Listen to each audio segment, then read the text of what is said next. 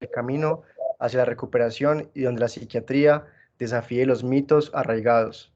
En este viaje nos adentramos en un campo que ha evolucionado de manera extraordinaria a lo largo de los años. La psiquiatría ya no es solo el estudio de la mente, sino una ciencia solidaria, que en medio de la desafiante pluralidad de aquellos llamados inentendidos, busca brindar calor de hogar a eso tan importante que hemos llamado experiencia humana. Hoy agradecemos infinitamente a todos ustedes por estar aquí. Gracias por querer ir más allá. Abran sus ojos curiosos y expandan sus corazones. Juntos exploraremos la psiquiatría desde una perspectiva fresca, derribando mitos antiguos y forjando herramientas que nos permitan ayudarnos unos a otros. Bienvenidos a La verdad detrás de los mitos, psiquiatría en perspectiva. El día de hoy nos acompaña nuestra docente y líder académica Lina Gómez, médica y psiquiatra de la Universidad Pontificia Bolivariana, directora de la institución Realmente como médica líder para la Polisasura, psicoterapeuta en terapia cognitivo-conductual y mindfulness con diplomado en técnica de realidad virtual, docente de la Universidad Cooperativa de Colombia, tutora académica del programa de interés en psiquiatría SIGUC. Profe, bienvenida. Muchas gracias para todos, buenas noches. Estoy muy contenta con la formación de este grupo que nos va a permitir incrementar nuestro conocimiento en la salud mental. Es hecho para los estudiantes, para los médicos egresados, para un público en general que pueda mostrar interés. Tengo pues hoy la misión de empezar con nuestro primer trabajo, que es sensibilizar sobre la salud mental y traer un poquito como de luz al oscuro estigma que la psiquiatría ha vivido a lo largo del tiempo. Como les mostró Andrés, la imagen de inicio en esta presentación es una imagen bastante interesante porque conmemora o simboliza la creación del hombre, una obra hecha por Miguel Ángel, más o menos aproximadamente 1511, que está en la Capilla Sixtina en la Ciudad del Vaticano. Y pues realmente llamativamente podemos decir que hoy iniciamos a sensibilizar médicos sobre esta importante condición que es la mente. Gracias. Ahí ya te puse la diapo de conceptos generales para que des inicio. Bueno, quiero en la introducción que ha hecho Andrés contarles un poquito de la psiquiatría, cómo ha sido en mi vida y realmente llega a mí a través de que tengo una experiencia que me conecta con el servicio a los demás, pero en medio de comprender quiénes son las personas, cómo se comportan, qué experiencias transitan, y eso me pasaba desde muy pequeña. Es como si pudiera tener una capacidad de observar a los demás y terminando el internado, que tenía gustos por diferentes especialidades y la psiquiatría no estaba en mis posibilidades, es como la psiquiatría la que me abre un camino en un trabajo donde trabajé como médica general en un lugar específico de salud mental. Y ahí empezó pues como mi búsqueda por comprender la mente, por comprender el cerebro, y es una experiencia que más o menos durante estos 11 años de formación y de trabajo me ha llenado de satisfacción. Los médicos posiblemente salimos todos muy enfocados al cuerpo, y el cuerpo es magnífico, es una obra perfecta, pero la mente es algo más misterioso. Digamos que las personas que nos gustan las cosas no tangibles, lo abstracto, lo mágico, nos puede seducir mucho lo que significa la mente. Hablando de esos conceptos generales, pues hoy voy a tratar de juntar unos conceptos fundamentales que, aunque son difíciles, voy a tratar de dilucidarlos en este rato. Lo primero es si entendemos la disyuntiva mente-cerebro. Para algunos eso es lo mismo, para algunos están separados, para uno fue primero el cerebro y después es la mente, y eso no tiene una respuesta específica, porque realmente habrían muchos modelos explicativos o conceptuales de la situación. Lo que sí es claro es que hay visiones científicas basadas en la matemática, en la biología, en la química, en la física, en las neurociencias, que nos dan una información del cerebro, ¿sí? como un órgano vivo, pero ese órgano vivo que hace unas funciones específicas constantes, todos sus mecanismos y toda su fisiología la elabora por constructos bioquímicos, eléctricos, y que nos muestran fácilmente las habilidades que la mente puede tener para que el ser humano sobreviva y desarrolle su potencial. Las áreas afines a las ciencias, como la filosofía y las humanidades, nos han dado algunas formas de comprender este proceso de la mente, porque se enfatizaban los filósofos en conocer sabiamente quiénes eran los seres humanos, qué pensaban, cómo entender el mundo. Y habían teorías muy dualísticas, como la de Descartes, la de Platón, que dividían el cuerpo y la mente y el cerebro. Y aunque hay otras teorías, como el monismo, que las une, diríamos que estas son más abstractas aún, porque entender al ser humano no solo como materia, sino como un ser que posee un alma, una trascendencia, de dónde es creado, y llegar incluso a tratar de explicar el fenómeno de Dios, es bastante complejo todavía en nuestra modernidad. Entonces, la psiquiatría es una ciencia que tiene una parte teórica y práctica, que epistemológicamente comparte conocimientos con la antropología, las humanidades, la sociología, la teología, y por eso es un conocimiento bastante amplio, que para algunos es más fácil lo tangible, o sea, lo físico, lo que se puede tocar, lo que yo puedo ver, ¿sí? Que será el cerebro. Realmente es una experiencia viva de una energía psíquica que nos permite sentir emociones, pensar, percibir una realidad, y la hermosa experiencia de ser conscientes, conscientes de quién somos y cómo nos relacionamos con el mundo. Entonces, hoy mi experiencia es un poco más abstracta que lo tangible que hemos visto a través de la medicina, como cuando conocemos las estructuras del cerebro.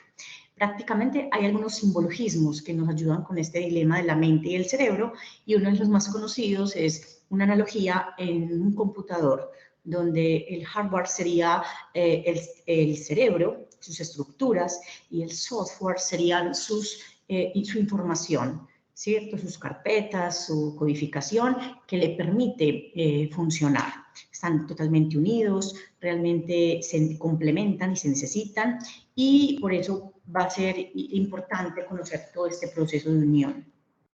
¿Qué más? Que cuando todos experimentamos experiencias, como por ejemplo el miedo que todos lo conocemos, sabemos que no solamente lo experimentamos en nuestra mente, como un pensamiento o como una idea, sabemos que sentimos y cómo reacciona nuestro sistema nervioso simpático, que es un sistema basado en la lucha y en la huida, y que evidentemente activa la adrenalina, activa el cortisol y nos hace entrar en unas respuestas físicas muy contundentes. Todos sabemos que nos puede oprimir el pecho, nos puede dar taquicardia, nos puede dilatar la pupila, nos puede dar contracción de los músculos, sudoración, temblor, sensación de ahogo, unos cambios gastrointestinales muy contundentes, y todo esto para que el ser humano sobreviva a experiencias retadoras, experiencias de conflicto. Pero el sistema no se puede quedar, o el cerebro no puede permanecer en un sistema nervioso simpático, sino que tiene su antagónico, su sistema parasimpático, que es un sistema más para el descanso, para la digestión, para la reparación. El equilibrio de estos dos sistemas van a cambiar bastante nuestra manera de sentir nuestro cuerpo y toda la implicación que tiene la mente en este proceso. Sabemos claramente que ese sistema impacta en nuestra microbiota, en nuestro intestino, que sería nuestra segunda estación mental, o sea, con el cerebro como primer órgano y el sistema digestivo como nuestra segunda estación de las emociones, y el sistema inmune, que también allí hace una parte fundamental del equilibrio biológico. Es importante que si buscamos la estructura fundamental del cerebro, tendremos que ir a la célula neuronal. Las neuronas van a formar nuestros tejidos y nuestras áreas del cerebro, y es importante que es una célula que tiene un componente electroquímico fundamental, un potencial de acción fisiológico que lo va a transmitir por medio de la sinapsis, y nos vamos a comunicar por un sinnúmero de reacciones sinápticas que nos van a permitir ejecutar funciones específicas. Y hay áreas que a los psiquiatras nos fascinan y hemos llegado a conocer cada vez más, como es el sistema límbico formado por un circuito de varias áreas integradoras donde se va a regular todo nuestro componente emocional. Ya sabemos que las emociones no son simples sentimientos, simples sensaciones. Las emociones tienen un correlato biológico, claramente químico, en nuestro cerebro, representado por el sistema límbico. Tenemos una amígdala que nos va a informar sobre el peligro, nos va a condicionar sobre el miedo y nos va a avisar si estamos en riesgo. Que también hay áreas como el hipocampo que son magníficas porque ahí guardamos la información en nuestra memoria, ahí guardamos no solamente datos, guardamos vivencias, recuerdos, situaciones, personas. Y claramente no guardaremos solamente lo bueno, guardaremos experiencias también difíciles y por eso tiene tanta importancia el área hipocampal. Nuestros órganos sensoriales van a percibir realidades que las vamos a integrar en nuestros lóbulos cerebrales y les vamos a dar un contexto, un sentido de realidad que hace que el paciente nos manifieste diversidad de sintomatología cuando veamos las condiciones clínicas. Y áreas prefrontales que pues, nos diferencian de los simios, de los primates, porque somos una especie más evolutiva. Somos una especie que desarrolló el área frontal del cerebro como un mecanismo de aprender, de conocer, de razonar. Con el área frontal controlamos nuestros impulsos primitivos. Con el área frontal empezamos a hacer un juicio moral de lo que debe ser, de cómo debemos comportarnos. Y es un área bastante interesante porque no naces con ella estructurada en su totalidad. La vas a ir madurando incluso hasta las edades de los 22, 25 años. O sea, digamos que el cerebro es un proceso que se va ajustando al crecimiento y al desarrollo del propio individuo. Tenemos áreas también cerebrales que están representadas por estaciones muy hormonales como son el hipotálamo y la hipófisis y nos remontan a procesos vegetativos, prácticamente la regulación del apetito, que tiene que ver con la mente, la regulación del sueño, tan importante para que nuestros pacientes mejoren regular el sueño. Si esto no es posible, es muy fácil activar las enfermedades mentales y deteriorarnos. Las vías del placer, obviamente vías de recompensa que son guiadas por la dopamina, un neurotransmisor importantísimo para vincularnos al placer y al deseo, el apego, que lo vinculan hormonas como la oxitocina, el deseo sexual, las conductas más primarias que nos van a permitir ser quien somos. O sea, es imposible entender que el ser humano haga algo que no lo haga porque la mente lo permita, ¿sí? Y a pesar de que son intangibles, no son tan visibles, podemos ver que todos utilizamos nuestra mente constantemente para estos propósitos. Gracias, profe, por esta introducción muy necesaria para entender muchas de las preguntas que tenemos a continuación. En el día a día surge una pregunta muy básica y por ahí quiero empezar y es, ¿qué es la salud mental? No manera de definición porque encasillar eso en una palabra es muy difícil, pero esbozar qué es la salud mental. Perfecto. Realmente la salud mental es una construcción muy amplia. Y sí tenemos una definición que hace la Organización Mundial de la Salud, que habla de que es un bienestar del individuo que le permite tener sus capacidades plenas, su vida productiva y contribuir a la comunidad. Entonces, si vamos a ver, es como una necesidad del ser humano contar con ese estado de salud mental y esperaríamos que tuviéramos que vigilarlo, tendríamos que cuidarlo, porque falla y obviamente entonces se acaba el bienestar y se acaba esa productividad y se acaba todo eso que la sociedad necesita en personas mentalmente saludables. Lo que sí es claro es que el concepto de lo sano en la parte mental es relativo. Y yo creo que en el cuerpo también. Es imposible pretender que todos están en el grupo de lo sano o de lo enfermo, sino que personas que son saludables pueden por momentos transitar enfermedades y personas enfermas o con condiciones crónicas pasarán momentos de regularse y estar saludables. O sea, que esto nos va mostrando que es un proceso dinámico, cambiante, y que va enfocándose en un contexto histórico y cultural. Pero la salud es difícil de encasillar. De algún modo, en las medidas, por ejemplo, estadísticas como la curva de Gauss, tú encuentras que, claro, está definiendo un parámetro de frecuencia, de moda, de tendencia, de qué es lo más frecuente, de qué es lo que más encontramos, pero no necesariamente eso se puede replicar al ser humano en sentido de qué se espera de mí, yo cómo me debo comportar, qué será lo bueno, qué será lo malo. No es tan sencillo, ¿cierto?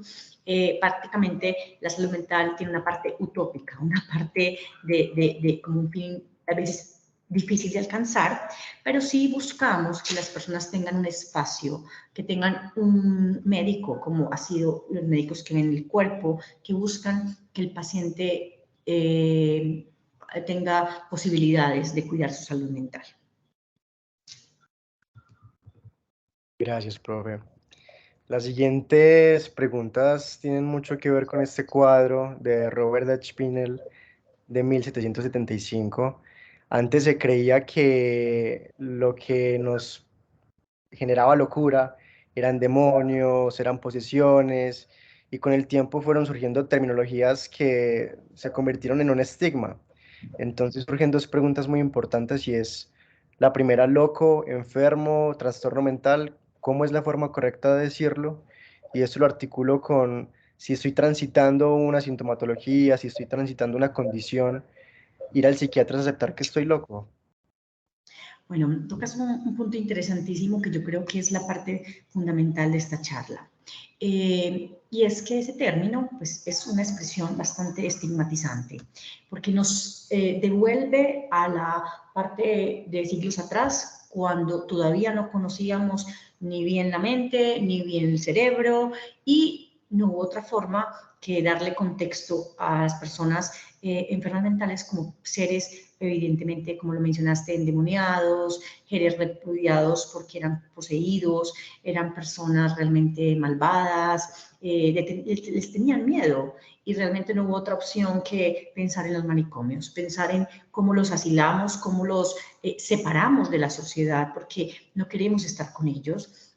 Son personas indeseables y empieza la psiquiatría tristemente a tener una historia de crueldad, a tener una historia oscura que hay que conocerla. Uno no puede desconocer la historia porque parece que la repites. Entonces, hoy quiero hacer una pequeña reseña de esa historia, lo que ha sido la psiquiatría, que aunque estemos en esta época moderna, todavía seguramente en nuestras mentes llegan esos relatos, eso que pasó, el cine nos lo vuelve a mostrar, claro que el cine sí lo desfigura de una manera muy ficticia, pero independiente, el psiquiatra parece que tiene ve unas condiciones de estar loco y eso es lo que al paciente más le incomoda, ¿cierto? Y también se volvió el término un poquito despectivo, casi que en nuestras conversaciones comunes la gente puede decirle al otro, casi como un insulto, estás loco, tú necesitas ir al loquero, es que usted es loco, usted no es para mí nadie, y la persona se debate entre un gran sufrimiento. ¿Sí? Entonces, estos problemas de la psiquiatría existen desde la humanidad misma, desde el hombre primitivo. Como tú lo dijiste al principio, la demonología demoníaca hablaba de que eran poseídos y espíritus. Platón lo metió a la parte espiritual, pero él lo dividía cuerpo y mente. Obviamente, otros, como Empedocles, lo relacionaba con los estímulos del universo, o sea, el agua, el aire, el fuego, la tierra, elementos que traían una influencia sobre el comportamiento humano. Hipócrates, que para nosotros es un poco más cercano a la medicina, sí determinó que algo pasaba en el cuerpo y quería salir de la magia, salir de la religión y buscar más el entendimiento de unos humores o unas flemas que llamaba donde se concebía la enfermedad tanto física como mental. La escuela estoica buscaba en la lógica, en la matemática, en la física, construir la realidad, entender, ser sabios, contribuir a controlar las pasiones de un ser humano para evitar esa locura, para evitar perder, obviamente, el razonamiento. Y los griegos son los primeros que empiezan a crear los asilos donde ponían a la gente que llamaban alienados del orden, era gente perturbadora que la teníamos que alejar de la sociedad. Y realmente a los psiquiatras de una época posterior ya se les llamó alienistas, y también contra ellos hubo persecución. Les tocó irse hacia migrar a países europeos protestantes, tratar de no ser muy visibles, porque pues tampoco éramos comprendidos. Cuando cae pues, en el siglo V y el Imperio Romano, inicia una Edad Media bastante importante, porque ya llegó llenas de misticismo, llena de una lógica que era basada en la fe, en la creencia espiritual, y entonces hubo una represión sexual, la hechicería cogió mucho impacto, se llegó a la Inquisición, a la cacería de brujas, y hubo una época de bastante daño para el enfermo mental. O sea, esto no trajo realmente una reconciliación con las personas y su sufrimiento, porque obviamente en esa época era difícil llegar a comprender estos fenómenos, y la parte posesiva tuvo su mayor impacto. Los psiquiatras entonces se van moviendo a otras partes. El Renacimiento y la Ilustración ya sí trae, a partir del siglo XV más o menos, buscar el inconsciente, buscar la mente como origen de lo que le pasa a las personas que se comportan extraño, que no están en realidad, que varían, que no tienen memoria, que han perdido la capacidad de juicio. Y hay un psiquiatra muy especial para los psiquiatras, porque él connota quitar la crueldad de los hospitales psiquiátricos, y es Pinel, que quita literalmente las cadenas de los pacientes psiquiátricos en un hospital famosísimo que se llama la Salpêtrière de París, y dice que el enfermo mental, pues como es un enfermo, es raro que esté lleno de cadenas, es raro que reciba el tratamiento como si fuera una persona malvada o una persona de la cárcel que ha cometido un delito. Y esto empieza a humanizar un poco las condiciones del enfermo mental. Empiezan contribuciones ya más médicas a partir del siglo XIX, descripciones clínicas. Hay un psiquiatra eminente, pues muy importante, que es Emil Kraepelin, que habla la nosología de la psicosis y la diferencia entre la psicosis maníaco-depresiva, que es el trastorno afectivo bipolar hoy, y la demencia precoz, que es la esquizofrenia. O sea, desde esa época ya los nombres de las enfermedades mentales, aunque fueran diferentes a la actual, ya eran nombradas, eran condiciones, y estuvieron en los primeros grupos de libros de la psiquiatría, y se crearon los primeros institutos en Alemania sobre enfermedad mental. Al mismo tiempo que en Europa, estos médicos trataban de darle un sentido a la psiquiatría de la mente. En Norteamérica tuvo una gran influencia por uno de los psicoanalistas posiblemente más famosos, que es Sigmund Freud, y él busca es entender el inconsciente. O sea, dijo como que estos están enfocados en la razón, las percepciones, las ideas. Yo me voy a ir a algo más abstracto aún, que es el inconsciente, y tuvo grandes aliados por décadas sobre los mecanismos de represión y mecanismos de defensa humanos, sobre las esferas psicosexuales de los niños. Y a partir de esas áreas psicológicas que empiezan a explicar la mente, siguen los psicólogos conductuales, que quieren buscar comprender la conducta, después los psicólogos cognitivos, que buscan el condicionamiento clásico operante y el aprendizaje, los humanistas y los constructivistas, y esto dio a la enfermedad mental una óptica psicológica. Entonces, cada vez el médico estaba más lejano, porque los psicólogos estaban dando una hipótesis a entender lo que le pasa a ese que se enferma en su comportamiento. No obstante, los médicos siguieron buscando, así como lo hacían en otras áreas de la ciencia, buscando alternativas. No había tratamientos, digamos que hasta ahí no había aparecido el primer medicamento psiquiátrico, pero se hicieron procedimientos. Y hay dos que definitivamente también oscurecen nuestros libros de la psiquiatría o la historia de la psiquiatría, que son los electroshock, que son llamados hoy terapia electroconvulsiva, y la lobotomía. Son procedimientos que se hicieron bajo pocas características saludables, que trajeron daño, que fueron utilizadas como métodos de contención, no para hacer reparación, y eso nos pone como en una lista de daño. Realmente incluso en la actualidad a veces la gente piensa que el psiquiatra te va a encerrar, que el psiquiatra es tu enemigo, que el psiquiatra te va a mandar medicamentos y va a cambiar tu cerebro. Entonces, desde esa connotación es bastante difícil lograr esa empatía que se requiere en las condiciones mentales.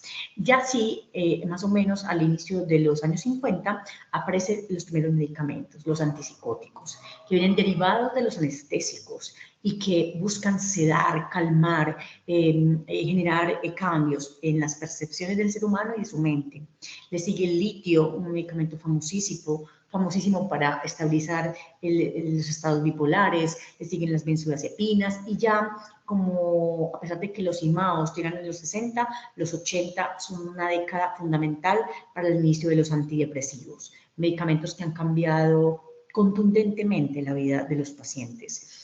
Entonces, si vamos viendo, es una evolución de salir de procesos de casualidad, esto no es casual, no nos podemos seguir topetando con interpretaciones de lo que pasa, sino que tenemos que buscar entender los mecanismos, sacar la tortura, los métodos represivos de esta ecuación, redimir al enfermo, darle su puesto, darle su dignidad, conocer cada vez más el cerebro y obviamente la tecnología nos permitió conocer obviamente las neuronas, nos permitió conocer los sistemas de neurotransmisión química, que son sistemas bastante complejos, nos permitió conocer los genes, los cromosomas y estas áreas de la medicina terminan de ayudarnos a encontrar una teoría biológica, que es la teoría que más validez tiene al día de hoy, de origen de las condiciones mentales. Lo más hermoso es que los pacientes tienen una posibilidad y es salir del hospital mental.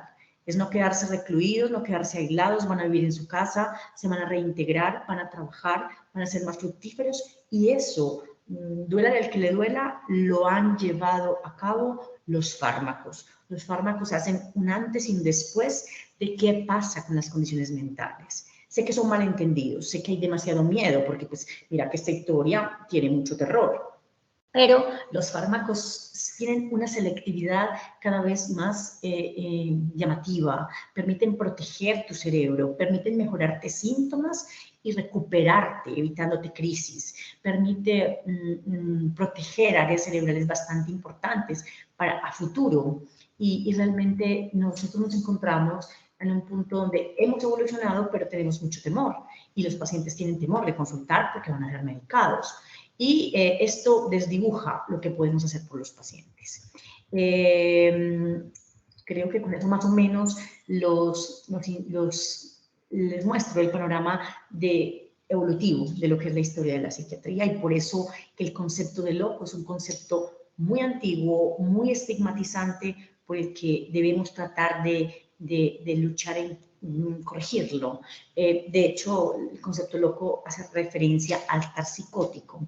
Psicótico es perder la realidad, o sea, alucinar o delirar, y realmente es un síntoma de gravedad mental bastante contundente que requiere un manejo.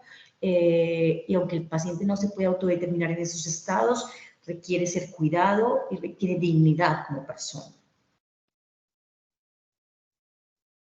Históricamente la enfermedad mental se ha aislado, pero por naturaleza somos seres sociales.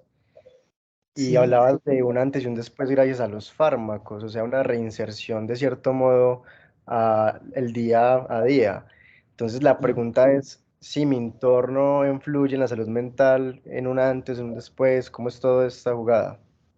Bueno, ve, es innegable que la salud mental es una interacción de tres factores, los biológicos, que algunos los mencioné ahorita, de factores psicológicos y factores psicosociales. Es decir, son tres andamios que se articulan, son indisolubles, digamos que se retroalimentan.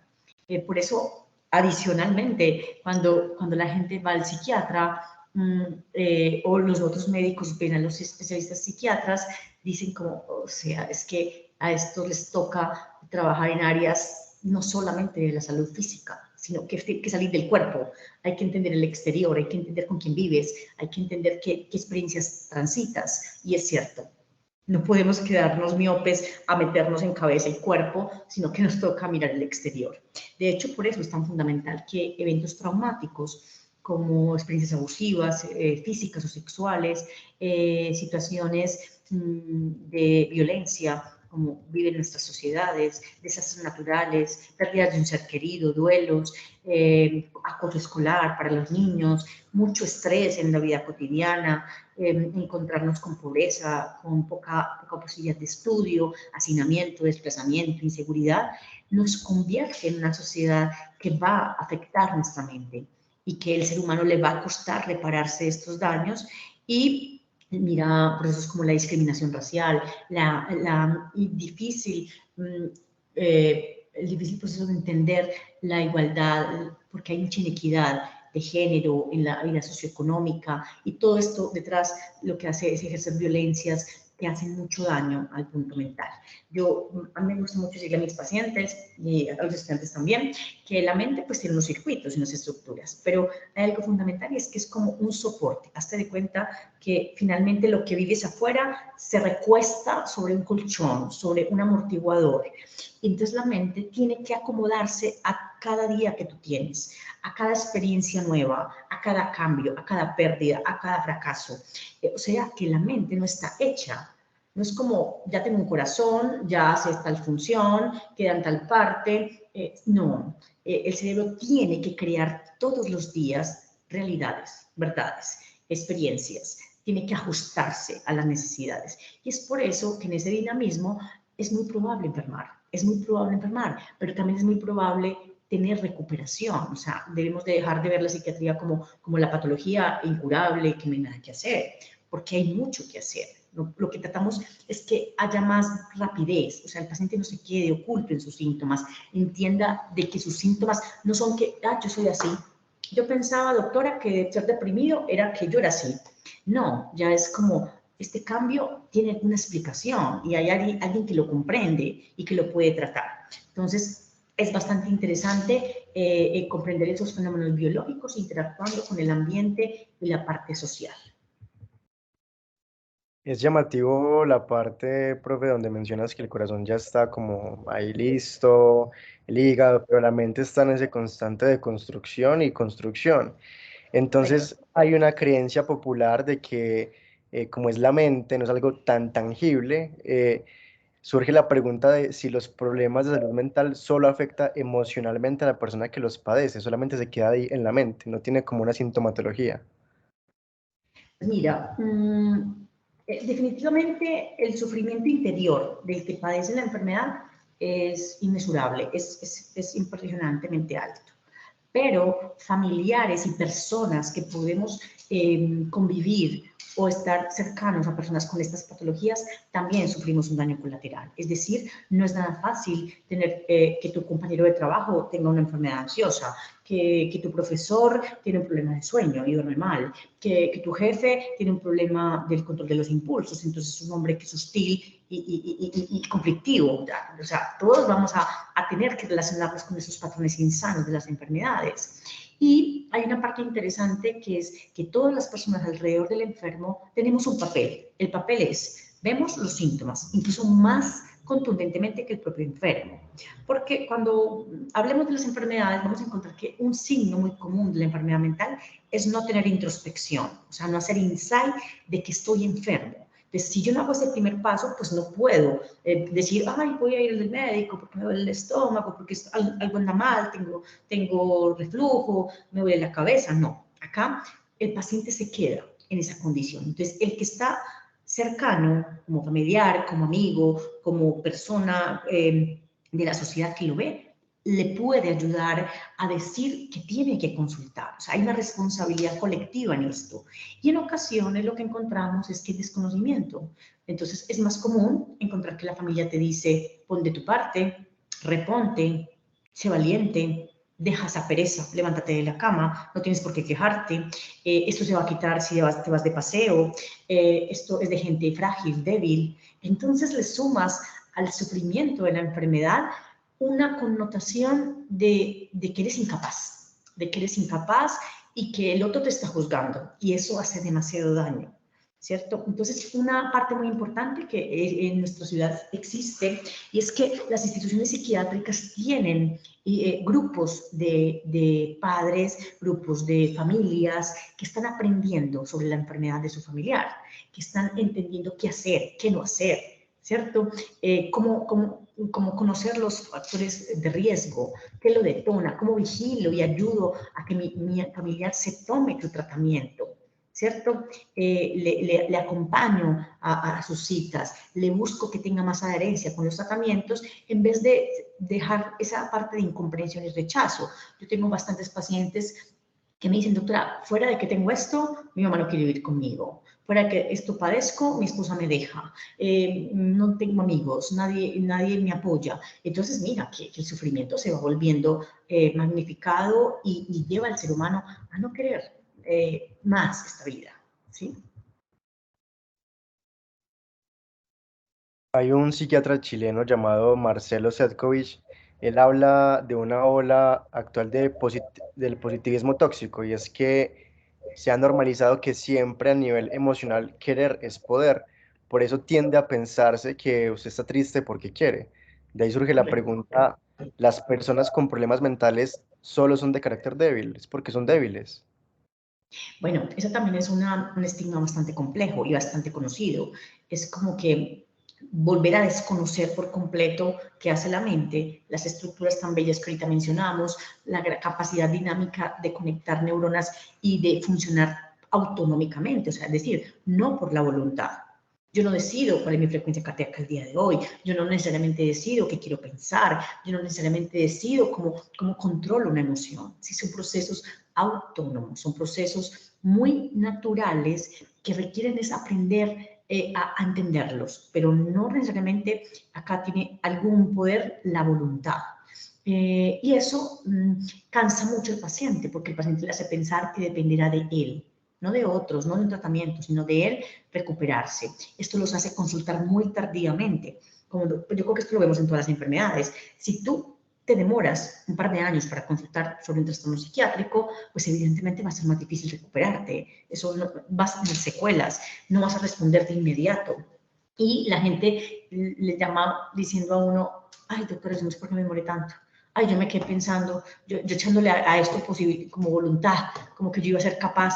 Entonces te sientes o que pesar que alguien no le dijo que por ahí no era el camino, no era la forma, no había que hacerlo así, ¿cierto? Entonces, como la invitación de que el médico y todos los que estamos en esta profesión tengamos sensibilidad con el que sufre enfermedad mental y sepamos que no le podemos decir que ponga de su parte, que no le podemos decir que es de la voluntad, sino que tenemos que trabajar en pro de esa salud mental. Tratando de ver de pronto la condición mental desde otros ángulos, surgen otras preguntas, como por ejemplo si el consumo de sustancias psicoactivas genera un trastorno mental.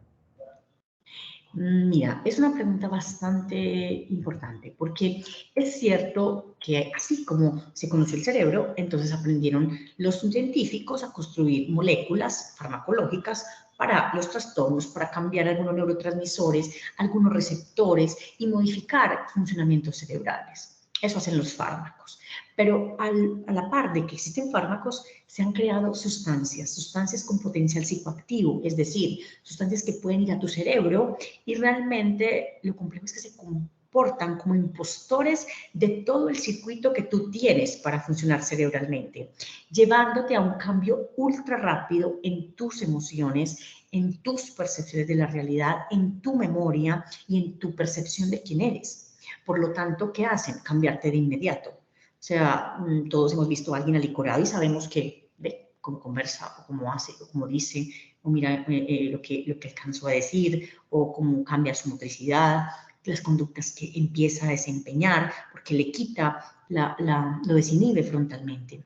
Entonces, claro, las sustancias psicoactivas son muy preocupantes porque saben llegar a puntos específicos donde el cerebro puede vulnerablemente quedar dañado, ya sea con consumos agudos o transitorios que llevan a síntomas y a crisis psiquiátricas, especialmente psicóticas, o porque realmente pues, el consumidor lo hace en forma continua y va dañando todos los mecanismos de ajuste y adaptación del cerebro, y el cerebro ya no sabe funcionar sin que esta sustancia impostora haga lo que en algún momento hizo, ¿cierto?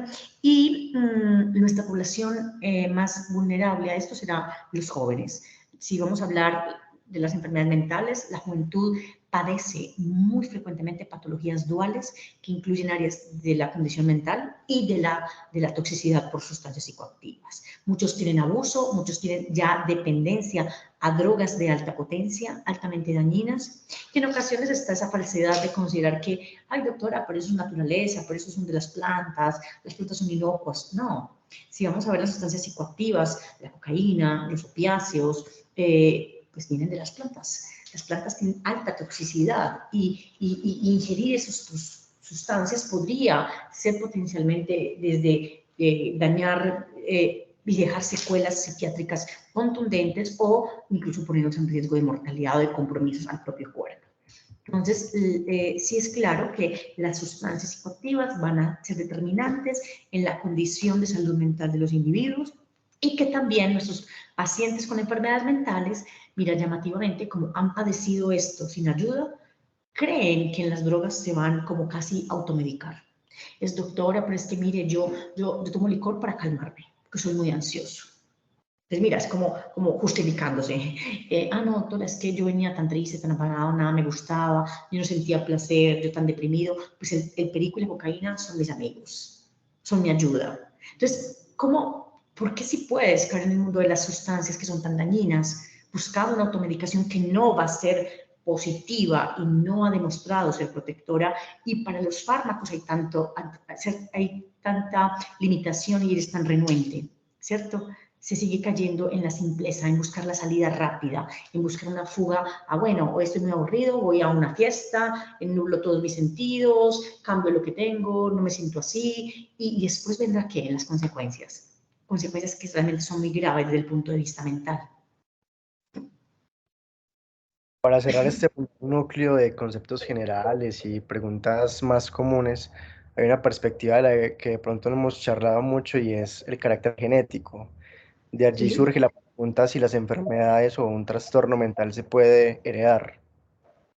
Sí, muchos estudios así lo han demostrado, que hay heredabilidad en el riesgo a padecer enfermedades mentales. Esto también entra en conflicto a los pacientes porque muchos consultan diciéndote, yo crecí viendo una abuela en la cama o una mamá depresiva y no quiero ser esa persona. Pero realmente hay que explicarles que la herencia en la parte de la psiquiatría, pues no se debe a una mutación específica ni a un gen único, es una herencia poligénica, con polimorfismos, con epigenética, es decir, el ambiente tendrá que despertar el gen que puede hacerte propenso a la condición. Entonces yo creo que cuando uno conoce que su familia padece o tiene una tendencia a sufrir determinado diagnóstico psiquiátrico, lo que yo tengo es que serme consciente de eso, es apropiarme de ese riesgo, es cómo me voy a cuidar, qué debo hacer para no terminar desarrollando la enfermedad de mi abuela. Y también, que yo les digo a mis pacientes, a la abuela tuya no le tocó la modernidad de los medicamentos psiquiátricos. Entonces, sí, doctora, es que yo la vi allá en cama, yo la vi sedada, yo la vi que nunca se recuperó. Bueno, afortunadamente estás en una evolución donde vas a tener más posibilidades que tu abuela, incluso con la misma condición patológica. Entonces, a la herencia no se le puede correr, tú no le puedes hacer el quite, tú no te puedes esquivar de qué estás construido. Y aquí el gen va a implicar proteínas que regulan receptores o neurotransmisores que son bastante específicos para regular emociones y pensamientos y estructuras bastante interesantes para funcionar psiquiátricamente bien. Listo, profe, muchas gracias. Vamos a cerrar este primer núcleo. Vamos a entrar a Correcto. unas preguntas un poquito más específicas. Quiero recordarle a los asistentes que si tienen preguntas, pueden hacerlas por el chat de Teams o por el grupo de WhatsApp que tenemos. Ya van a estar mandando de pronto el link si no están dentro. Este segundo núcleo de preguntas es un poco más específico, se llama Quitando la venda, venciendo la brecha, precisamente con este propósito de por fin quitar mitos muy específicos que surgen, preguntas muy puntuales. Quería empezar con una pregunta que puede ser un tormento para muchas personas que inician con un diagnóstico psiquiátrico porque es como un golpe, es un golpe bajo porque se sienten inentendidos y entran en esa dicotomía de si pueden ser normales, ¿cierto? Entonces suelen decir no puedo ser normal y o funcional si tengo un diagnóstico psiquiátrico. Ven, esa es yo creo que la pregunta más frecuente de los pacientes, todos los días, a toda hora, el paciente pregunta y llega a la consulta buscando ser avalado, es diciéndote como pidiéndote un permiso para, doctora, ¿a usted le parece esto malo? Doctora, ¿usted cree que esto es perverso? Doctora, yo estoy mal si tal cosa y tal otra. Y es triste entender que la sociedad nos ha construido como seres que, pues obviamente, necesitamos entendernos, pero como que juicia, sesga, critica y ve muy mal, con muy malos ojos a las personas diferentes, ¿cierto? Yo siento que a mí la vida me ha demostrado, con mi psiquiatría y con mis pacientes, que no hay una sola vida, no hay un solo camino, no hay un solo tipo de personas. Entonces, que es importante que no te consideres anormal. O sea, puedes padecer un trastorno, es posible y es una condición del que te puedes hacer cargo, pero no tiene que enmarcar quién eres. De hecho, les digo a mis pacientes, no digas que eres depresivo, no digas que eres esquizofrénico, di que tienes o padeces o pasas por una enfermedad. O sea, ella entra a tu vida, ella aparece, pero no eres tú. O sea, tú no eres una enfermedad. No en crear esa contextualización de que yo soy un enfermo mental, yo soy, no, tú padeces un trastorno mental, pero tú eres una persona, ¿cierto? Y es muy importante que las personas eso, busquen comprensión, porque pueden llegar a tener vidas normales, eficientes y productivas con la modernidad que tenemos en la actualidad para tratar las condiciones psiquiátricas, como dijimos ahorita, y ha cambiado mucho lo que le pasa al enfermo de hace siglos a lo que le pasa al enfermo de hoy, ¿sí? Cuando van surgiendo estas preguntas de si debo ir a consulta, también surge esa ambivalencia de a dónde voy. Y aquí viene esta pregunta y es, ¿un psiquiatra hace lo mismo que un psicólogo? Eso también es muy común, porque realmente pareciera que la persona que padece condiciones mentales quisiera escoger. Es como que, doctora, es que yo prefiero venir acá para que no me mediquen. Yo prefiero ir donde un psicólogo para que de pronto no me vea muy enfermo. De hecho, llamativamente nuestros pacientes consultan mucho nuestros síntomas psiquiátricos con el internista, con la ginecobstetra, con el pediatra, ¿cierto? Con el neurólogo. O sea, es decir, doctora, a mí el neurólogo me trata la depresión, a mí el internista me trata la ansiedad. Y uno piensa, ¿y por qué no habías venido antes acá? Ah, porque a mí me da mucho miedo su especialidad, porque a mí me parece tenaz aceptar que yo ya estoy de manicomio, que estoy de hospital y que soy de un psiquiatra. Entonces, es verdad que son dos ramas que se pueden complementar, la psicología y la psiquiatría, pero son diferentes, empezando porque el psiquiatra es un médico, o sea, tiene que transitar por el conocimiento de todas las áreas de la medicina que ustedes están pasando en su formación para poder abordar la enfermedad mental, poderla tratar, diagnosticar y rehabilitar. El psicólogo es alguien bastante importante porque va a trabajar la conducta humana, no necesariamente en enfermos, no necesariamente tiene que conocer todos los mecanismos biológicos, él tiene que transitar con un individuo en sus experiencias. De hecho, no, yo soy una balada de pensar que, y digo abiertamente que la gente debería ir a terapia, estando aliviada. Doctora, voy a esperar a estar enfermita, que me mandó el profesor, que me sugirió la vecina. ¿Por qué? Si es que el psicólogo tampoco debe tener este estigma de ser como algo malo. Es algo muy interesante aprender de sí mismo, conocerse, y la mirada tiene que ser ajena.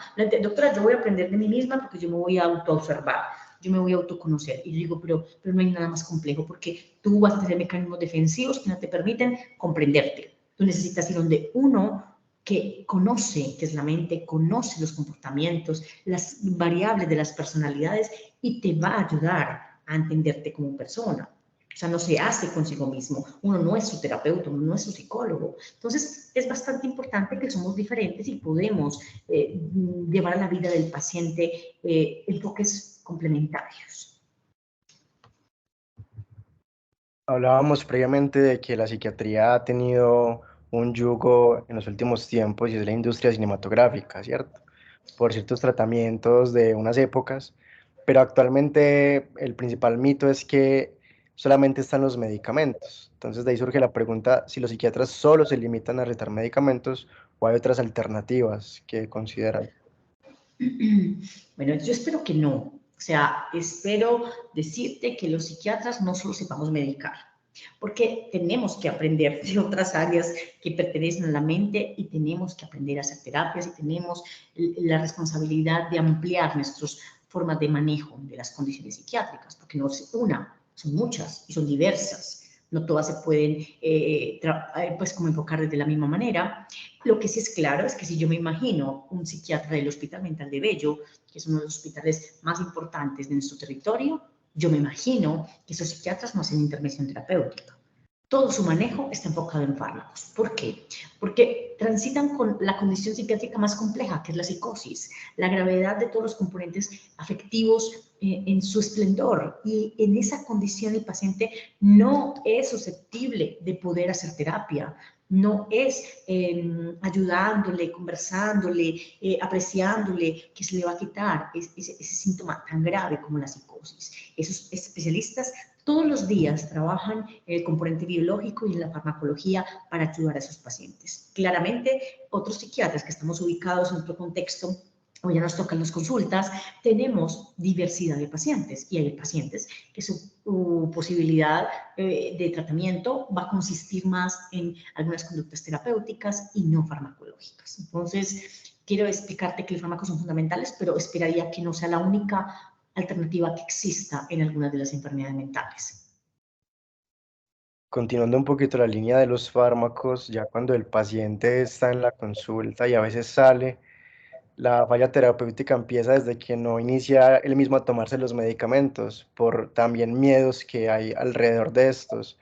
De aquí surge la pregunta si los medicamentos psiquiátricos son adictivos y es cierto que te vuelven dependiente. No es falta el familiar que dice no se tome eso, que lo emboba, que lo embota. Entonces, ¿qué nos puedes decir respecto a esto? Sí, diríamos que el primer problema es ir, o sea, aceptar que tengo algo y que necesito que alguien me ayude porque no me pudo ayudar, ¿sí? Y ya logrado este primer paso, el segundo está en hacer seguimiento y tratamiento como me lo manda el médico. ¿Por qué? Por eso, porque el fármaco es visto como una sustancia peligrosa. Entonces, como es peligrosa, doctora, eso me va a volver adicto, eso me va a volver dependiente y te voy a contestar dos cosas importantes que me enseñaron a mí mis docentes. Y lo primero es que uno no se vuelve adicto a algo que necesita. O sea, cuando alguien requiere, discúlpeme, cuando alguien requiere mejorarse de algo, es que lo necesita. O sea, es un requiriente de insulina, requiriente de oxígeno, requiriente de antibióticos, requiriente de antihipertensivos. Así es en la psiquiatría. Requieres un antidepresivo, requieres un calmante, requieres un antipsicótico, pero no necesariamente te vas a volver adicto a él. ¿Cierto? Porque antes tu cuerpo carece de posibilidades de regular tu sistema solo. O sea que son grandes ayudas, ¿sí? Y como ya lo dije ahorita, no solo van a quitar el síntoma o mejorarlo contundentemente, sino que te van a hacer profilaxis, te van a hacer neuroprotección, te van a cuidar para otras eventualidades de crisis que tenga la enfermedad. Y ahí te tocó el segundo tema, y es que realmente de los fármacos de la actualidad, que son bastante interesantes y modernos, solo tenemos un grupo, que son las benzodiazepinas, y que son muy mal vistas por los médicos. Los médicos le temen mucho a las benzodiazepinas porque tendrían un potencial, o sea, un posible riesgo, pero solamente bajo unas condiciones. Un mal diagnóstico, o sea, alguien que no lo requiera, pero se está tomando las benzodiazepinas. Una mala dosis, una mala prescripción, un tiempo inadecuado o incluso que el paciente lo tome como no se le fue indicado. Entonces, mira que no es que la benzodiazepina te va a volver adicto porque sí o porque es dañina. No, es bastante interesante su mecanismo y lo que nos ayuda en los tratamientos. Pero bajo algunas condiciones yo tengo que tener responsabilidad del tratamiento. Los médicos, más que temerles, tenemos que saberlas usar y eso quitará todo problema de que el paciente tenga dependencia a ellas. Y por último, habría que tocar un tema afín a esto y es que las condiciones mentales son crónicas. Yo no escucho gente diciendo, doctora, me volví dependiente del antihipertensivo, doctora, soy adicta a la insulina, doctora, soy adicta al medicamento de los triglicéridos y de la gastritis. No, No, eso ahí parece que simplemente yo acepté que me lo debo tomar toda la vida. Las condiciones psiquiátricas, no todas, pero una gran mayoría son condiciones crónicas, que van a tener periodos de remisión, o sea, se pueden menguar, disminuir o hasta quitar, y reaparecen. Y hay episodios, y hay crisis, ¿cierto? Entonces, en esto es diferente. Yo considerar que alguien tiene una dependencia a considerar que el paciente requiere el tratamiento en forma continua, ¿sí? ¿Para qué? Para estar saludable. No le quitas el antihipertensivo al paciente que está normotenso porque, pues evidentemente está normotenso porque toma el antihipertensivo. Entonces, en ese sentido, pues el medicamento es necesario en el tiempo. Hacemos tratamientos largos, no son cortos. Hay pacientes que, doctora, yo pensé que esto era 3 semanas, 5 días. No, si vieras cómo son de lentos los psicofármacos para empezar su mecanismo de acción. Y eso es porque ese es su perfil de seguridad. Van despacio, van regulando circuitos, no como hacen las drogas psicoactivas que son rápidas. Y necesitan tiempo, necesitan neuroproteger, necesitan contribuir a un bienestar a largo plazo. Y ese es nuestro dilema todos los días, explicar al paciente su beneficio y que yo me puedo tomar con tranquilidad y con paz un medicamento antidepresivo por 3 años, 5 años, sin que pase nada grave, sin que me vuelva adicto, sin que sea un dependiente, y sería una persona tratada en forma responsable por un médico que sabe hacerlo. Perfecto, profe. Otra duda que surge es, ya entendiendo un poco la condición psiquiátrica, hay condiciones dentro de esas mismas condiciones que son más estigmatizadas que otras, que sufren un poco más que el resto. Y aquí llegan preguntas como si las personas con un trastorno mental son un peligro para la sociedad, si son violentas, si son peligrosas. Eso muchas veces ha rondado la mente de las personas. Y es literalmente otro estigma. ¿Por qué? Porque es desinformación lo que tenemos respecto a eso. ¿Qué pasa cuando vemos a alguien que tiene actos nocivos, delictivos, dañinos en nuestra sociedad? Las personas, lo que decimos es, está demente, este es loco, este le falta una tuerca, este es un trastornado, ¿cierto? Esto no lo haría alguien normal. Entonces entramos implícitamente a decir que el enfermo mental es el que es capaz de comportarse en esta sociedad de manera peligrosa o violenta. Y no hay nada más irreal que eso. Cuando solamente hay una condición en que la psiquiatría muestra, y más bien la psicología, diríamos, un patrón de antisocialidad, donde la persona deliberadamente, con gusto, con interés, con todos sus sentidos organizados y su mente bien, planea hacer daño y no tiene remordimiento, ¿cierto?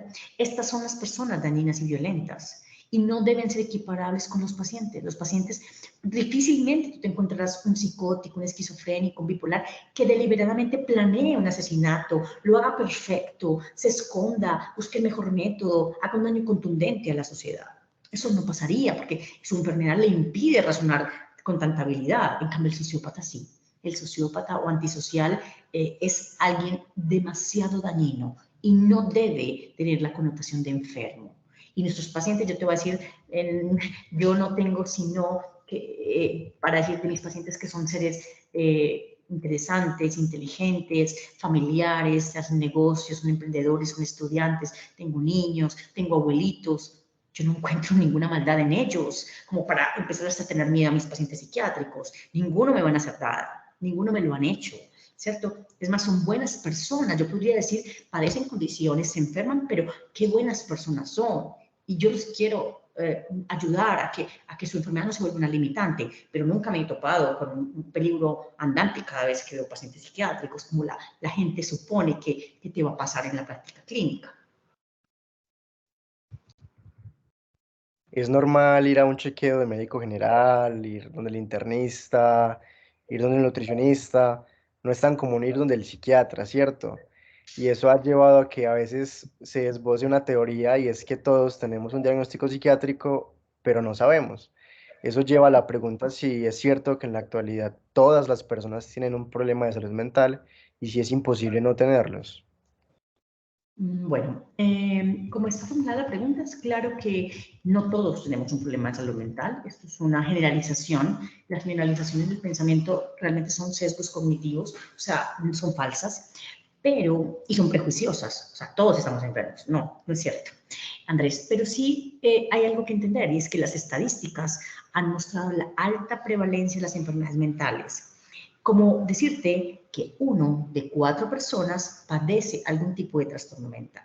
O sea, que no es algo que le pasa a unos pocos, a los que están allí, a los extraños. No, tú miras para ambos lados y encuentras en tu familia alguien con enfermedad, un amigo que tiene enfermedad, un vecino, en tu grupo de trabajo, de estudio, de hobby, de un deporte, vas a lidiar con personas enfermas, porque pues 1 de 4 pues es una cosa bastante contundente, ¿cierto?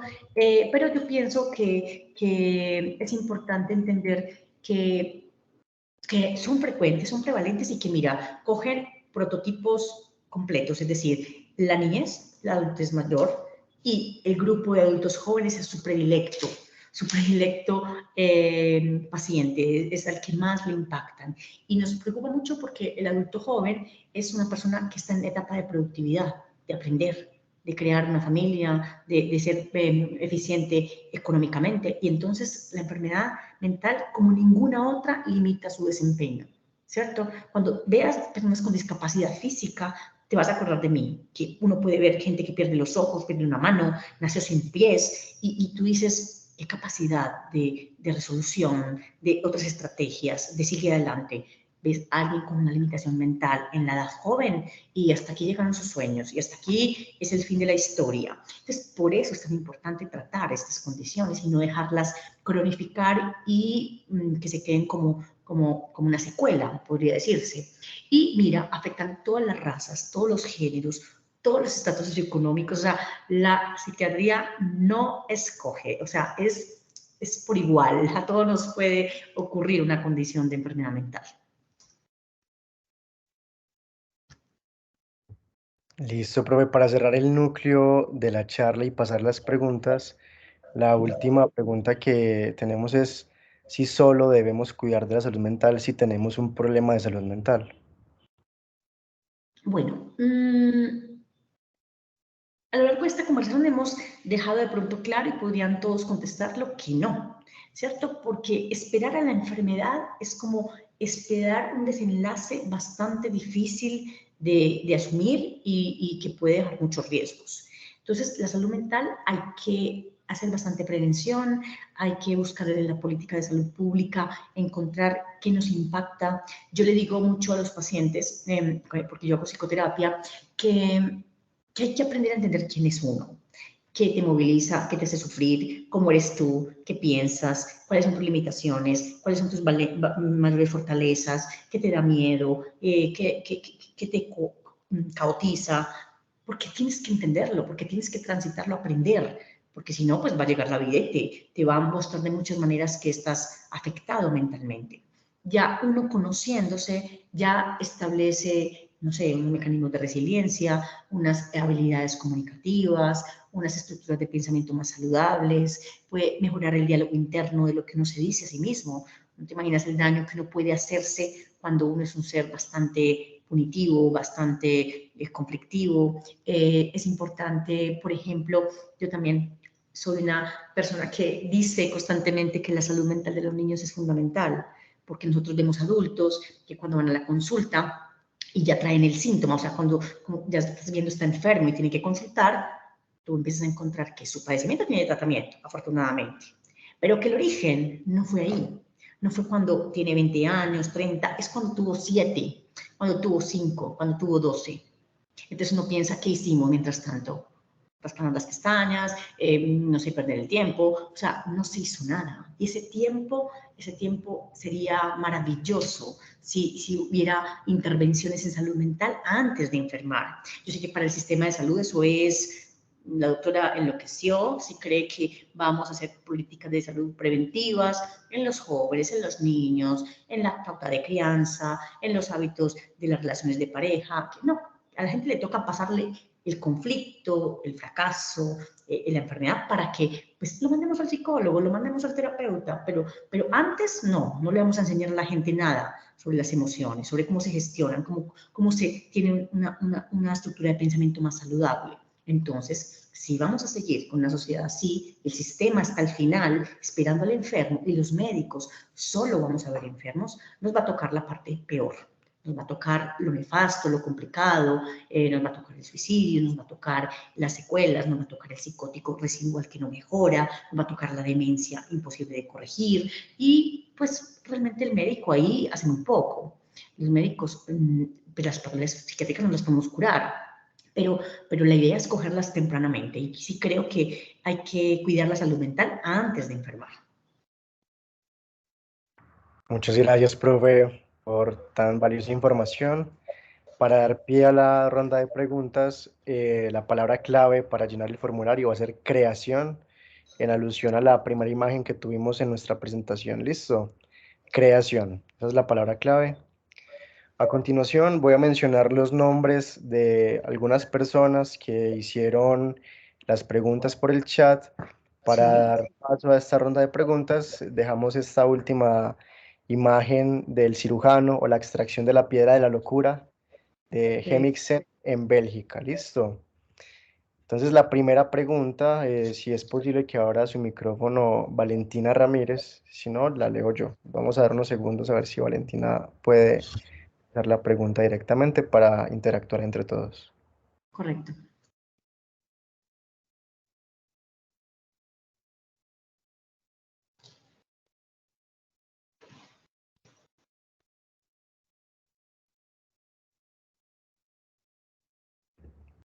Valentina Ramírez está de pronto por ahí.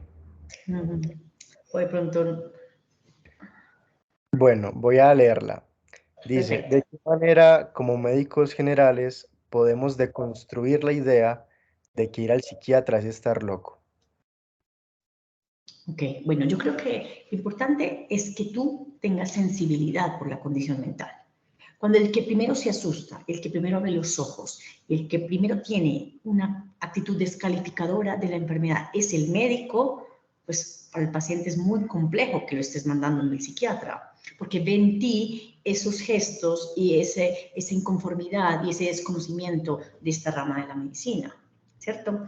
Entonces, yo pienso que es centrarnos en nosotros, no es tanto en el paciente, primero en nosotros, en que sí entendemos esta condición de salud, sí sabemos decirle al paciente argumentos de por qué sería importante cuidarse la salud mental y que le vemos síntomas de enfermedad. Evidentemente, sí, tú también le vas a decir al paciente, no, es que yo creo que usted sí está como mal de la cabeza, es que esto no es normal, usted no tiene cosas normales, señor, usted se comporta raro, pues mira, ¿cómo va a haber alguien que quiera llegar hacia el psiquiatra? Si yo le digo a mis pacientes, usted tiene derecho a estar mejor mentalmente, su cabeza y su cerebro necesitan unos ajustes y unos tratamientos específicos. Hay mucho que hacer para que usted mejore sus síntomas depresivos. La ansiedad es una condición muy deletérea en la calidad de vida para mantenerse un ansioso las 24 horas del día sin tratamiento. Y hay opciones. Entonces la gente te dice, mándame allá, doctora. Yo tengo pacientes que llegan acá muy temerosos y les digo, bueno, entonces vamos en 2 meses. Doctora, ¿estás lejos? Doctora, ¿por qué tan lejos? ¿Por qué no me ven en una semana? ¿Por qué no en 15 días? Y yo, porque, pues mira, o sea, ¿cómo puede cambiar esa perspectiva si tú mismo lo empiezas a transformar? Yo creo que es el llamado de todos, hacerlo así. Muchas gracias, profe. La siguiente pregunta la propone Alejandro Mesa. Daremos unos segundos para que Alejandro la haga, si no, nuevamente la hago yo.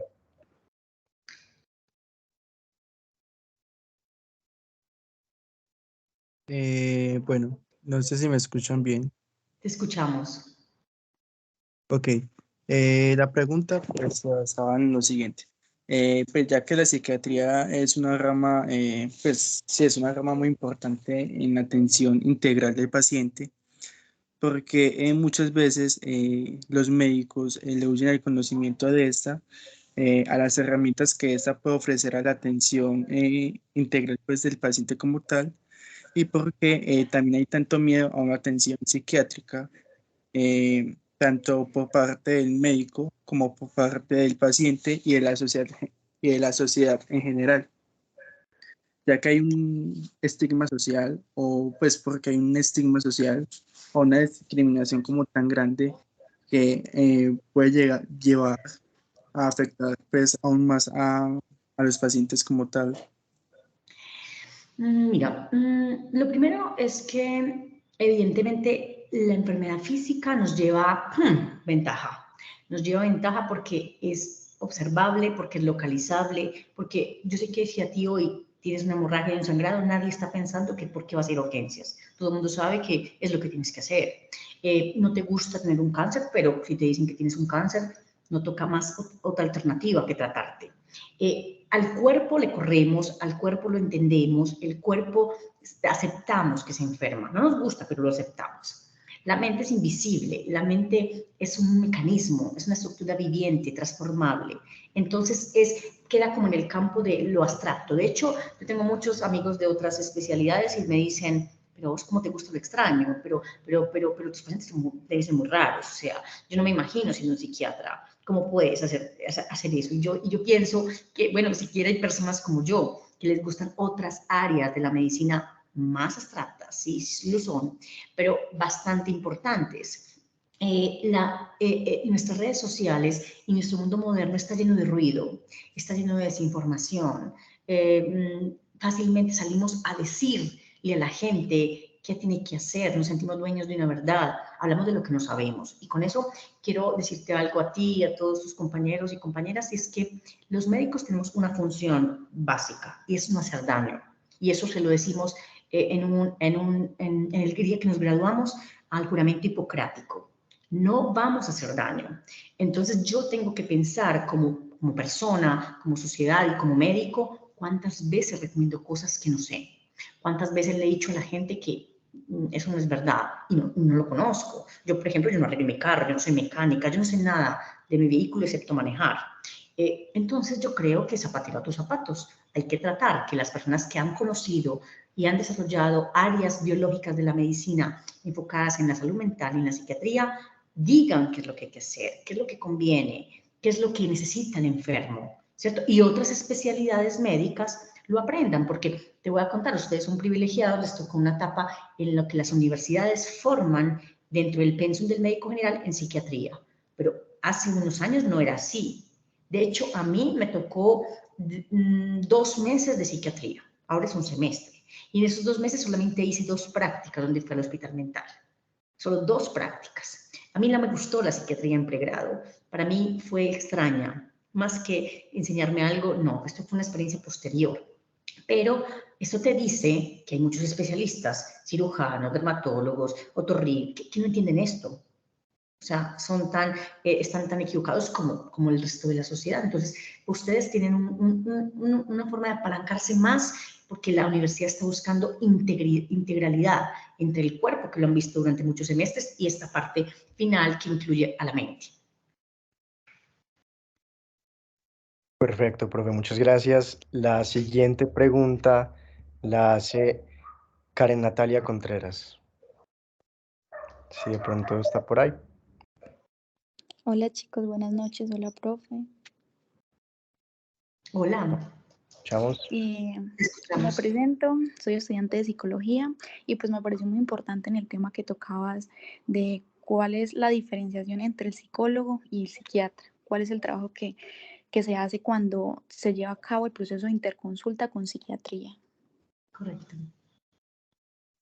¿Y quieres preguntármelo o quieres contarme? ¿Cómo ves tú esa diferencia? No, ¿cómo se lleva a cabo? Es que pues en este momento bueno. yo estoy en mis prácticas clínicas y estamos yendo como a hacer el examen mental en la parte de psicología clínica en el Hospital Mental de Bello. Claro. Entonces, mira, ahí tocas un punto fundamental, y es que la psicología también es una rama muy amplia. Entonces, hay psicólogos, por ejemplo, organizacionales, que van a trabajar en un enfoque diferente al clínico. Tu facultad y tu manera de estudiar psicología está enfocada en la clínica, entonces está enfocada en el ser, en la persona, en el paciente. Entonces, claro, tu práctica sí va a incluir enfermos mentales, clarísimamente irás al OMO y verás pacientes en tu consulta que tienen condiciones psiquiátricas, pero tú sabrás que la parte que a ti te corresponde trabajar es sus conductas, es su entendimiento de sus rasgos de personalidad, es su ejecución de tareas cotidianas, es cómo camina la vida, las experiencias, incluso el aceptar la condición de salud. El psiquiatra que acompañe la condición de tus pacientes le tocará enfocarse en la condición biológica, en la condición médica, en los síntomas, en que cumpla los criterios diagnósticos, en cómo se estudia y cómo se trata esa condición. Y es importante porque para el sistema en ocasiones no le va a dar el tratamiento unificado con un especialista al paciente, sino que el paciente tendrá su psicólogo o su terapeuta y tendrá su psiquiatra. O sea, que tendríamos que ser bastante complementarios o bastante unidos a la hora de ayudarnos. De hecho, yo trabajo en mi consultorio con un psicólogo que claramente él me dice, ay no, cuando me mandes el paciente, ojalá ya esté en tratamiento para que me sea fácil trabajar con él, para que él ceda a lo que yo quiero que él logre desde su pensamiento, desde sus conductas, desde sus impulsos, porque cuando me lo has mandado sin que empiece el tratamiento, el paciente no acata, le cuesta transformarse, no hace los seguimientos. Entonces, es importante que esto tenga como una sincronía. Gracias, profe. Y ahí quiero como adicionar algo que no sé si lo mencioné, pero hay muchos estigmas, hay organizaciones antipsiquiatras. O sea, nosotros somos perseguidos y malentendidos realmente por un grupo importante de individuos que incluso ha llegado a decir algo como esto: los psiquiatras han enfermado a la sociedad, nos han hecho creer que estamos enfermos y se han aliado a las industrias farmacéuticas para medicarnos, para ganar dinero, para crear millones de dinero, producto de que nos van a medicar el resto de la vida, que porque mis nervios, que porque mi hiperactividad de niño, que por quién yo soy, y que no nos podemos dejar. Entonces uno ve con abismo la preocupación de alguien que cree que un médico está en su vida destinado a hacer tanto daño. Y las sociedades, pues si son las sociedades las enfermas, pero no el paciente, eso está como extraño. Yo creo que los pacientes, las personas estamos enfermas y la sociedad se ve enferma. Y cómo es innegable. Entonces, cómo salieron de los asilos y los manicomios los pacientes y los medicamentos no contribuyeron, ¿cierto? Claramente la industria farmacéutica no es una obra de caridad, no. Requiere mucho talento humano, requiere mucho componente adquisitivo, requiere mucha economía y ganan dinero, es cierto. Nadie está diciendo que no. De hecho, los médicos ganamos dinero con nuestra profesión, cualquiera que sea. Ese es nuestro trabajo y nos remuneran por él. Pero no es equiparable a decir que nos creamos la enfermedad y que nuestra gente se enferma y que les mandamos un medicamento pues, para que pagasten plata. Entonces uno dice, ¿qué mente tan enferma? Pero ahí están las comunidades antipsiquiatras saboteándonos, apareciéndonos y desinformando a la gente para que, pues evidentemente, pues, la gente no asista a los tratamientos. Como penúltima pregunta, quiero dar el micrófono a Catalina Arias, si de pronto está por ahí, para que haga su pregunta. Sería la penúltima. Correcto.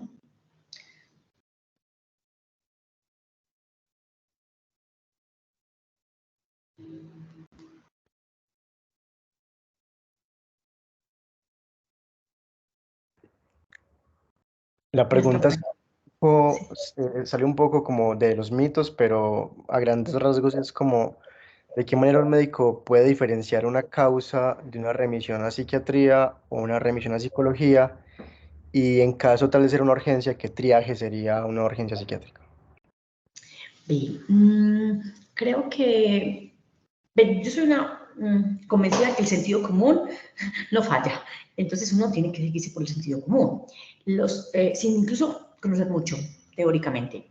Todos los cuadros erráticos de comportamientos agresivos, donde intervienen heterolesiones y autolesiones, donde yo tengo conductas desorganizadas, donde yo tengo una emoción perturbada que se nota, que se evidencia, que produce riesgo, no hay que pensarlo dos veces y esa persona no puede ir a un consultorio, no puede coger el teléfono y pedir una cita y esperar dos semanas. De hecho, hay gente que tristemente le cuenta a uno, ay, doctor, me que un primo mío se suicidó y él estaba como paranoico, caminaba todas las noches por la casa, decía que hablaba con voces y nosotros estábamos esperando una cita en Sameín hace un mes.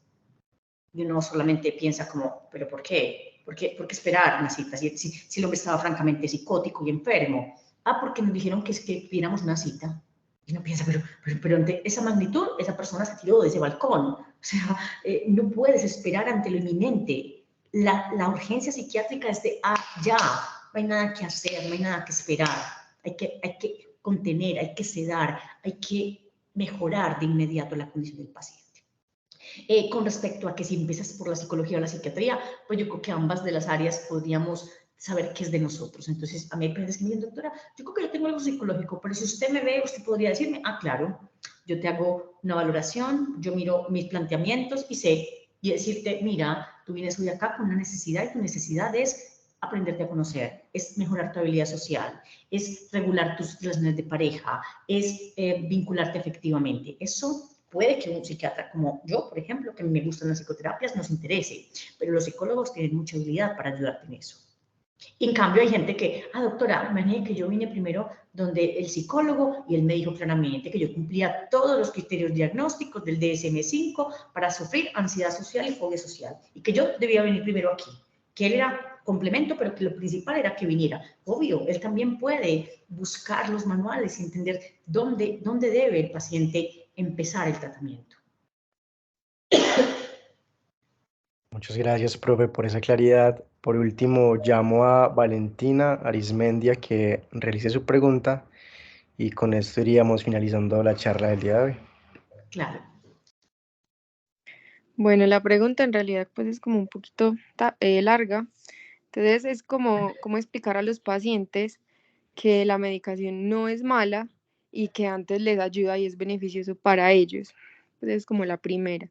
Y que el hecho de que ellos quieran tratar la enfermedad por sus propios medios, lo que hace es empeorar sus síntomas y cómo hacemos nosotros como médicos generales para comunicarles a nuestros pacientes y a sus familiares que la medicación que nosotros le vamos a dar es beneficiosa para ellos y que no traten como de decir que antes le estamos haciendo un mal para ellos.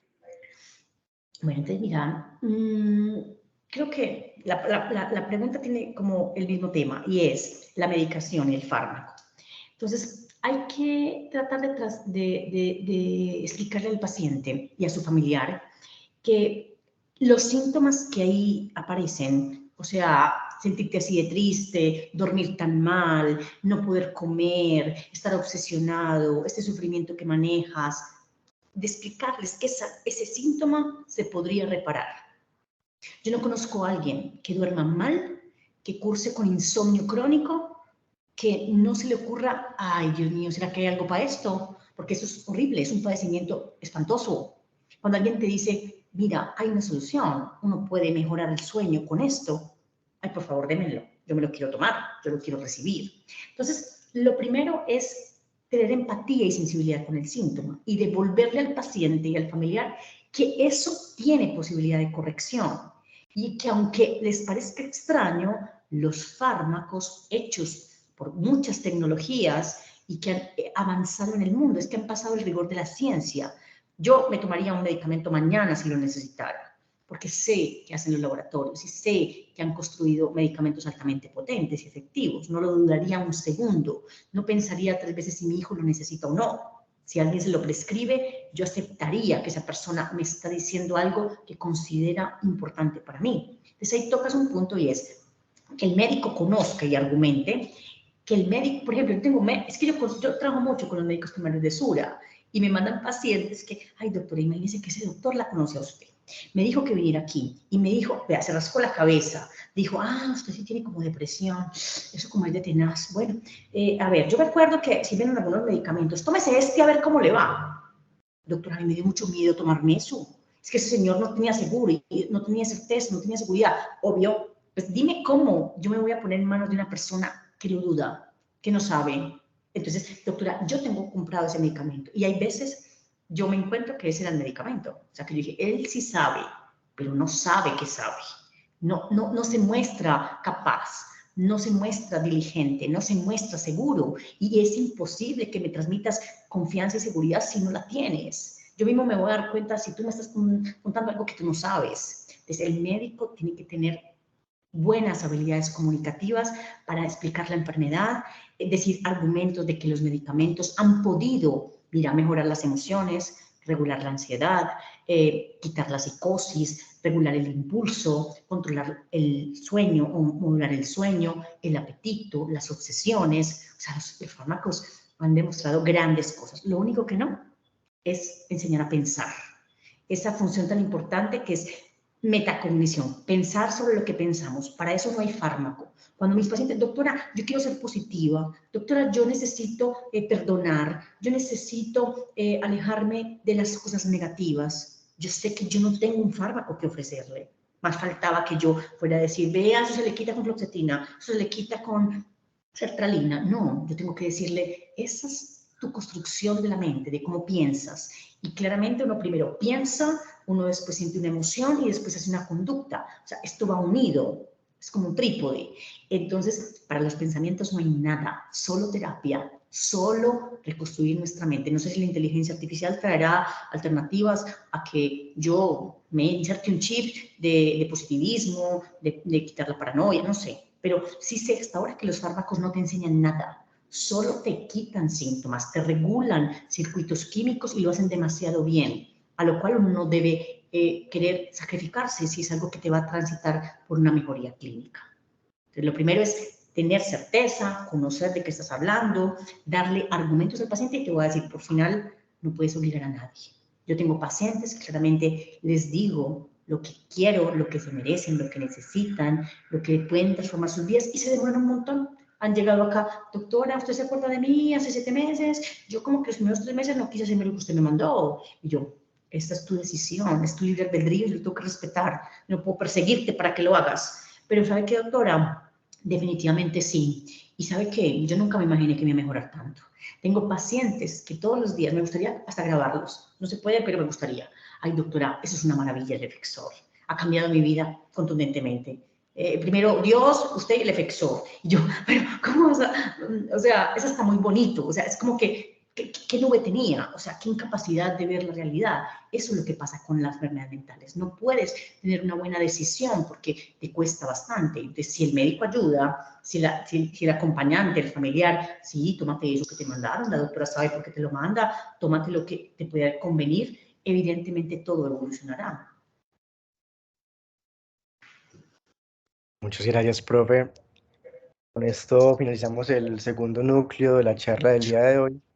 A continuación hay un QR que pueden escanear, tiene información bastante útil. También lo pueden encontrar en el link que está en la descripción del perfil de Instagram.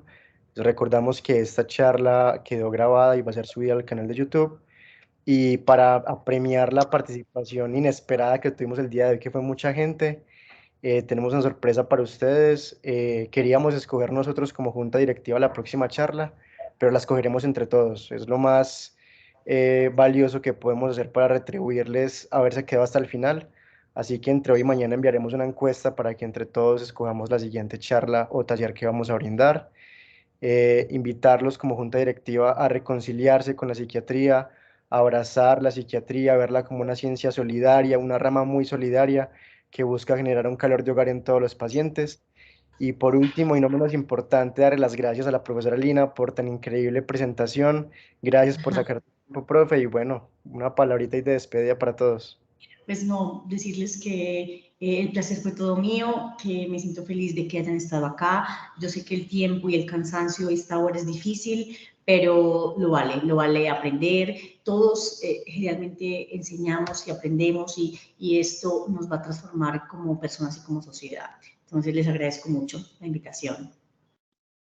A ti, profe, muchísimas gracias y a todos una muy feliz noche. Feliz noche, que estén bien. Muchas gracias, hasta luego. Hasta luego, Juan José.